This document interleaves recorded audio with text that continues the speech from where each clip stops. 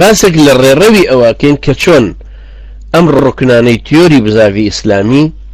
لواقع أمجارة شون دروست به أمي باسكرا أو ديدو تيروانينا تيوريا بو كإسلام ليه وأروانة الديار نادياري قردون وجيان ومروف يعني بزاراوي سياسي وفكري أمر برين أما أيديولوجيا إسلامية كيه كبزاراوي قرآني بيوتري يك خواه پرستی توحيد بلا ما بيه زو أورون كينو كأما همو إسلاما كنية خلچ پێی گەر هەر باوەڕی بەخوا هەبێ وڵا زۆر مسلمانە پیاوی چاکە بەڵام ئەمە هیچ وانیە بۆ خۆمان لە دەرسی عەقیدەکەشا خوێنمان و لێرە شەر تەئکیدمان لێ کردەوە کابرا باوەڕی هەیە بە ئەرکانی ئیمان هەمووی نوێژ و تاعەت و عیبادەتەکانی شەکانت لە تیۆریەکەشا تەواو نییە لایەن یاسا و شەرعەکەی ماوە ئەگەر باوەڕی بە هەمووی هێنا ئەنجا ئەمە پێوترێت لایەنە تیۆریەکەی ئەو ئیسلامەتەی کە ئەو گرتوێتی چونکە ئەمە هەموو ئیسلامەکەش نییە ئەمەش کە گرتوێتی هەر هەموو ئیسلامەکە نییە چونکە ئیسلام بریتیە لەو تیۆرە و پراکتیزەکردنەکەشی یعنی چەسباندنی عەمەلی تەوحیدەکە کە لە دوو مەیدانە دێتە دیبرانی بەڕێز یەکەمیان ئەو کۆمەڵە مسلمانەیە کە ئەم تیۆریەیان وەرگرتووە و پێوەی پابند بوون و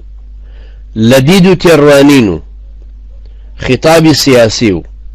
ڕەفتار و ڕەوشتی تاک و کۆی خۆیان و کۆمەڵگەکانە درەوشاندویانەتەوە ئەمەش بە زاراوی قورئانی پێوترە ئوممەتی مسلمان کە ئێمە لە کتێبی ئوممەتی مسلمان و مادەی ئوممەتی مسلمانە ئەوەم ئوممەتە پەروەردەکراوی ئەم قورئانەیە ئینتیمای بۆ ئەم کاروانی پێغەمبەرانە سەلامی خوایان لێبێ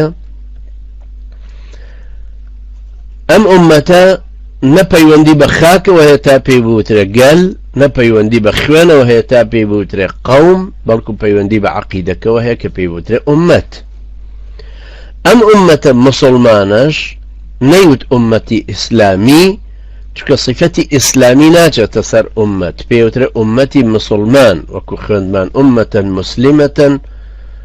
لك وأرنا مناسكنا وكو سيدنا إبراهيم لدعاكي خوياك كردي كوابو